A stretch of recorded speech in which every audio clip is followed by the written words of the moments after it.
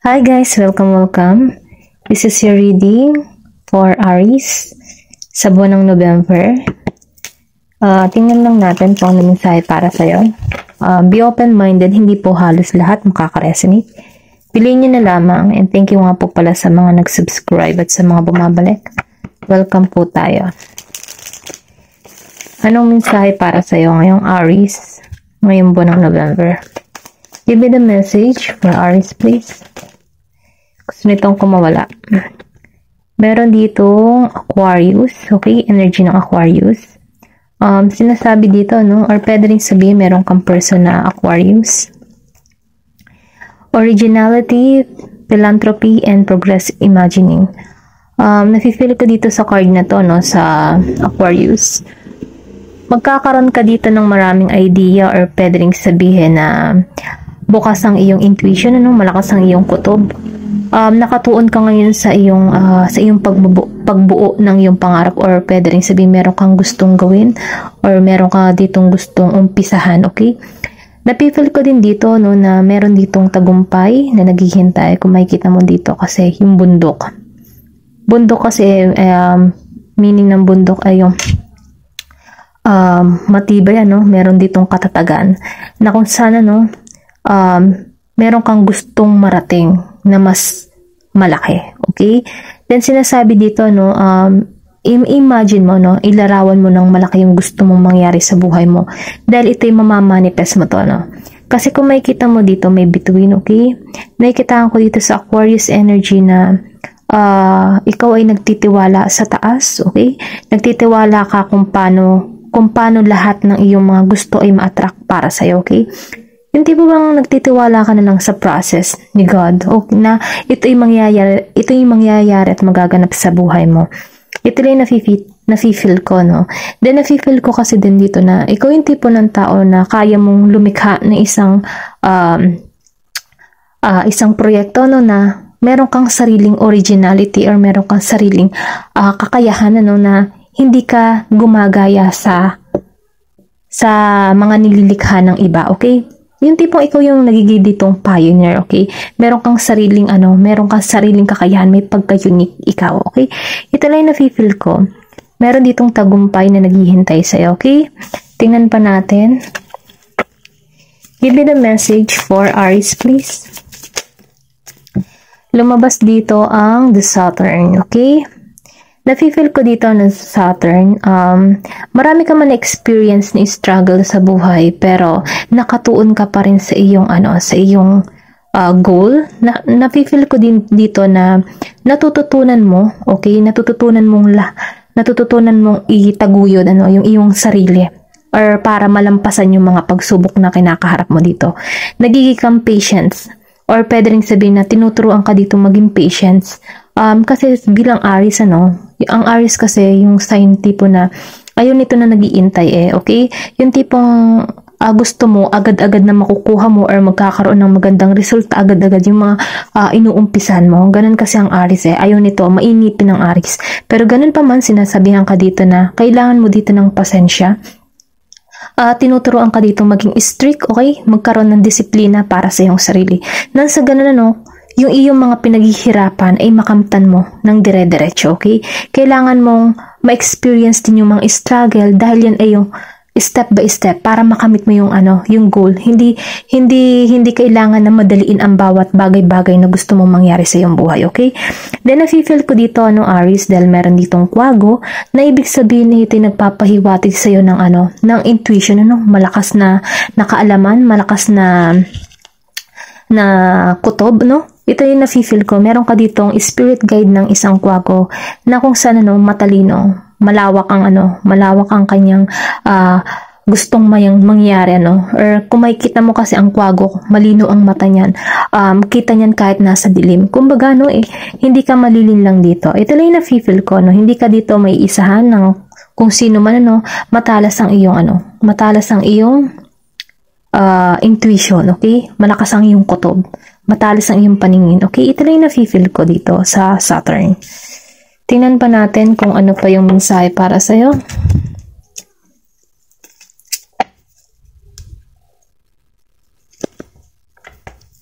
Give me the message for Aries, please.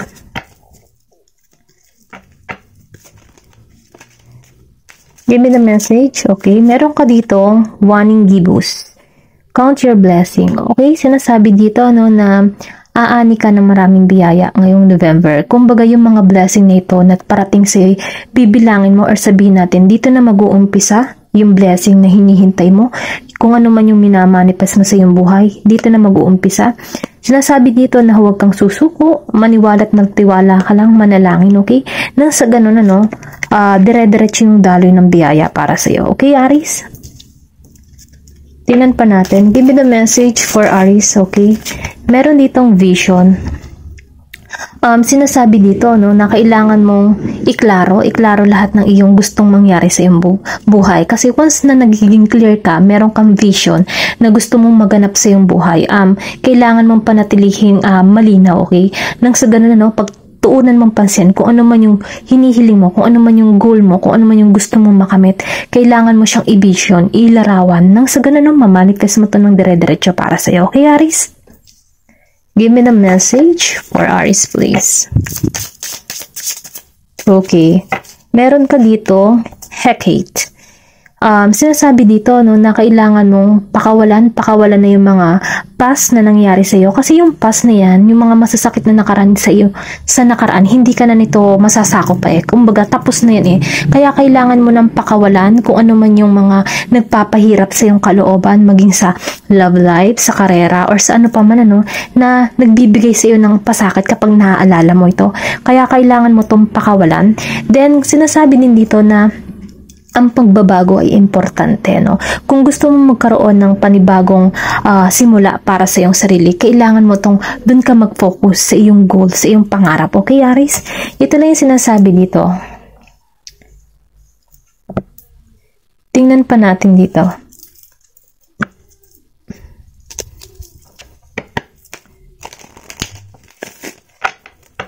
Give me the message for Aries, please. Meron ka ditong blame. Sinasabi dito na kailangan mong i-accept, okay, yung mga responsibility bilang ikaw, okay? Tanggapin lahat ng mga nangyari at pakawalan yung mga hindi na dapat pagtuunan ng pansin, Kumbaga, tanggapin mo na. Kasi nangyari na yun mga masasakit na karanasan, tanggapin and then pakawalan, okay? Kasi wala ditong sisisihan okay? Kumbaga, wala nang sisihan na magaganap. Kumbaga, nangyari na. Kumbaga, yung mga masasakit na nangyari sa iyong buhay ay pakawalan na kasi tapos na yan, okay? Hindi ka na nito mahahawakan pa. Ayun, yun lang yung mensahe para dito. Give me the message for Aries, please.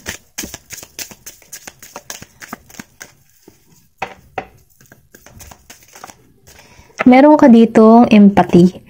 So, nagkakaroon ka dito ng sabihin natin, malakas yung kutob mo, malakas yung pakiramdam mo, or sabihin natin, sense mo yung feelings ng isang tao. Kumbaga sa magkaibigan, halimbawa, meron kang dalawang kaibigan na nagtatalo, hindi ka basta napanig sa isang tao lamang. Kumbaga, binabalansin mo dito, okay? Kasi nafe-feel ko dito na mas pinagtutuunan mo o mas pinag-aaralan mo yung sitwasyon ng dalawang panig, mas nakikita mo yung katotohanan. Hindi ka basta-basta nakampe sa isa or sa isa, okay?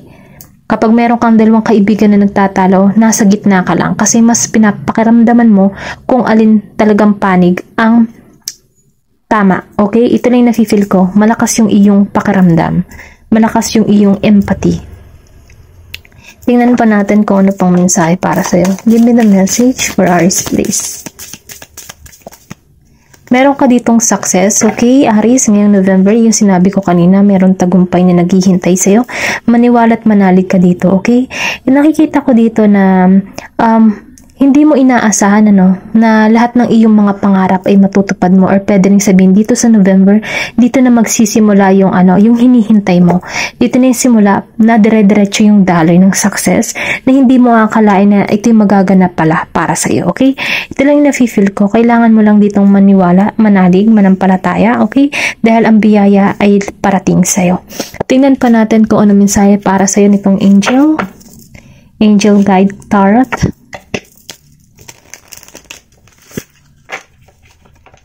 Give me the message for Aries, please. Okay, Aries, meron ka ditong artist. Sinasabi dito, engaging artist activities is beneficial to your career and every other area of your life. Kung ikaw man, Aries, ay mahilig ka sa mga art or pwede ring sabihin na may talento ka, may kakayahan kang lumikha ng mga bagay or sinasabi dito na kailangan mong pagtuunan kung ano man yung talento na meron ka kasi ito yung magdadala sa iyo ng tagumpay. Ito lang yung na-feel ko, or kung halimbawa meron kang career, marami kang ideas na pumapasok, i-apply mo ito, okay? Ito lang yung mensahe para sa'yo. Okay? Kailangan mo ditong maging artist, magkaroon ka ng maraming idea, kaya meron ditong originality. Meron ka ditong malilikha na kakayahan na meron ka, na kaya mong ipamahagi yung talento mo sa iba. Okay? Ito lang yung na-feel ko. Meron ditong artist, mahilig sa paint, or pwede rin sabihin na marami kang idea, marami kang naiisip na mga bagong bagay, na kung saan kahit sa pagluluto, sa lahat ng aspect, ito lang na-feel ko. Kung meron kang ganun talento, pwede mong magamit ito. Okay? Ito lang na-feel ko. Meron ditong option. Sinasabi dito, consider the career possibilities that are open to you. Maraming posibilidad na parating sa'yo. Okay? Ito lang yung na-feel ko. Kung ikaw man ay nag-iintay ng career, marami kang kakayahan, marami kang talento, Then, nakikitaan ko dito na balance, or pwede rin sabihin na maraming option na parating sa'yo, na oportunidad na kung saan magbibigay ito ng pagkalito sa iyo kung alin yung pipiliin mo, kung alin yung uunahin mo, Pero ganun pa man, nakikitaan ko dito ng balance. Piliin mo kung ano talaga yung hinahangad ng puso mo, okay? Ito lang na-feel ko. Ayan, tingnan pa natin dito sa creative expression. Your soul long to express itself creativity.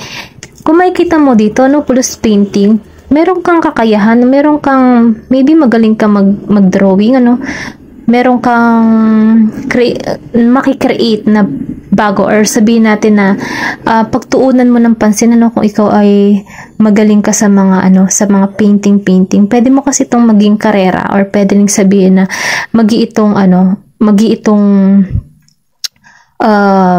umpisa para sa'yo, para sa paglago mo, kung ikaw man ay mahilig sa mga painting, okay? Or pwede rin sabihin, ikaw yung tipo ng tao na ang trabaho mo ay artist. Meron kang creative, meron kang ini-express, or pwede rin sabihin, ipinta mo kung ano yung mga gusto mong, yung nararamdaman mo. Ito lang na-feel ko, para pantanggal din sa, sa stress, depress, try to, mag-paint.